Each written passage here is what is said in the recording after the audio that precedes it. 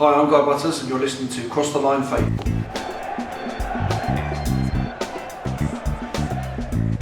Right, hi Guy, thanks for taking part in this interview for Cross the Line. Can you tell us a bit about your early life and getting into football? Did you always want to be a footballer? Yeah, I was quite fortunate really. I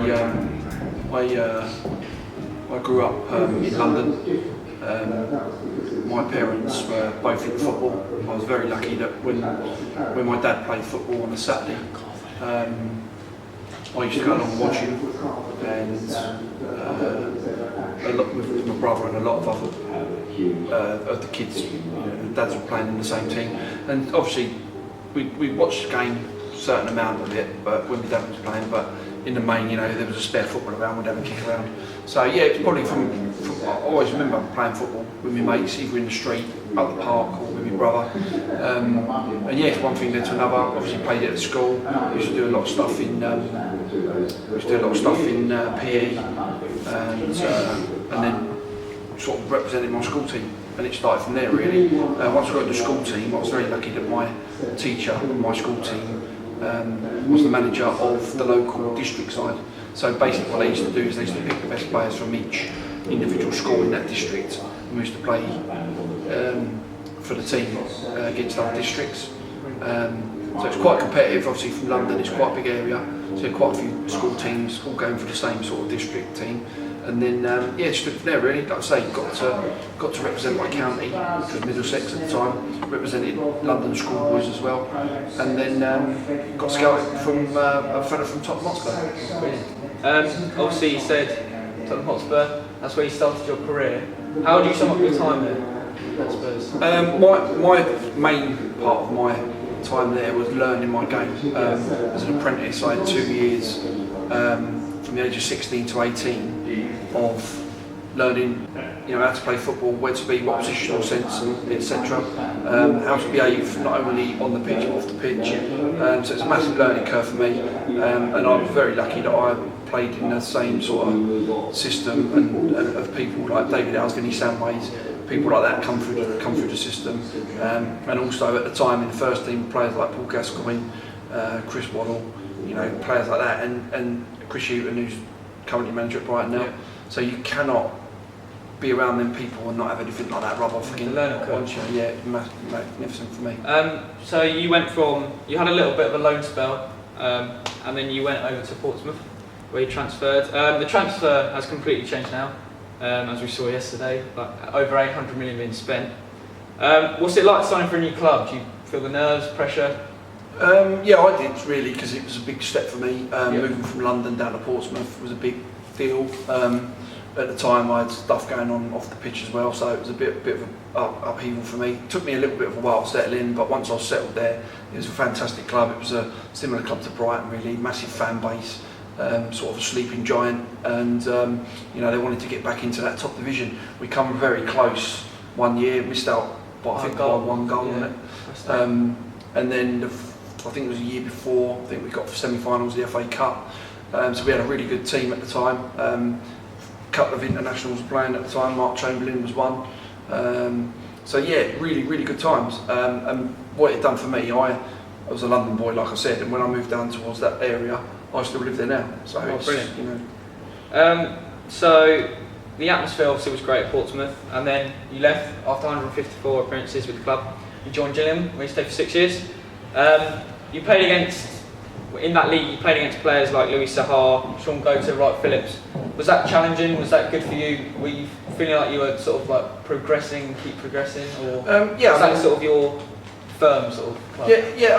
I think what it was, they were in a sort of lower division, but I think Tony Pulis was the manager at the time. And what he'd done, he made sure that he wanted to go up through the divisions. He got in a bunch of lads that, on paper, probably wasn't the most attractive of teams, and certainly the style of football that we played wasn't the most attractive. But what he did is he got a lot of players in there that were honest players, all with the same attitude that we didn't want to get beat. And with the team, the way it was running through from number 1 to number 11, with that sort of attitude, was what got us promotion. Although Tony had gone by then, but that's the main bulk of that team got us promotion.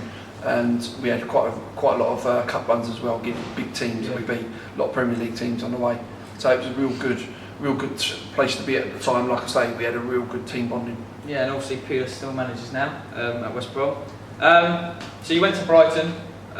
You're here, obviously, where we are. A memorable game must be the second division playoff final. I've watched a bit of the highlights. And obviously, what's it like to step out in a final in front of 65,000 fans? And that game defined your season. You could stay up or stay there. To be fair, I was quite fortunate because I'd had a couple of times at Gillingham where I played in playoff finals at Wembley. Yeah. So one of them I think was in front of about 76,000 people against Man City. So I knew, nerves wasn't a thing. I knew the build up of the day, how it would probably go through experience. I knew that it would go really quick, and I tried to get through to a couple of younger lads that just enjoy the day. Don't wish the game to come too quick, because before you know it, it'll be over. Just take everything in your stride and relax. And on the day, getting to the ground, we'd never been there before. Obviously, it was at the Millennium Stadium, so that was an experience in itself. And going out, it was a really hot day, load of fireworks going off, so nearly scorching the lads as we've gone out. But yeah, it was, I don't think it was the greatest game to watch. I've watched it since, and it was pretty boring, not many chances, but them sort of games are like that, no one really wants to give anything away. So yeah, and to get the goal, obviously when Lille got the penalty, you fancied him to score, and it was just a case then of hanging on to the lead. And obviously the things that stick out afterwards was the celebrations and that afterwards on the coach on the way home, and so I think someone had bent the trophy by then, someone broke it, but little things like that stick in your memory. Yeah. So we're in Brighton today. Obviously they've got new facilities here. They've got the new training ground, which is in Lancing, which has just been done, and they've got the Amex in 2011. Can you really see this club progressing? I mean, is there Premier League in maybe 10 years, or maybe even like this year, let's just say they're top of the league at the moment? Yeah, I think it'll come. How long it'll take, I don't know, but I think we're sort of, everything off the pitch is set up for it. Yeah. As you said, the training ground's second to none. They've got X amount of pitches there, they've got all the 4Gers, and everything's set up for the academy. And the ground, obviously we've had a look around today, is fantastic. It's everything at the club is set up for it. At the moment, we're doing quite well in the transfer window.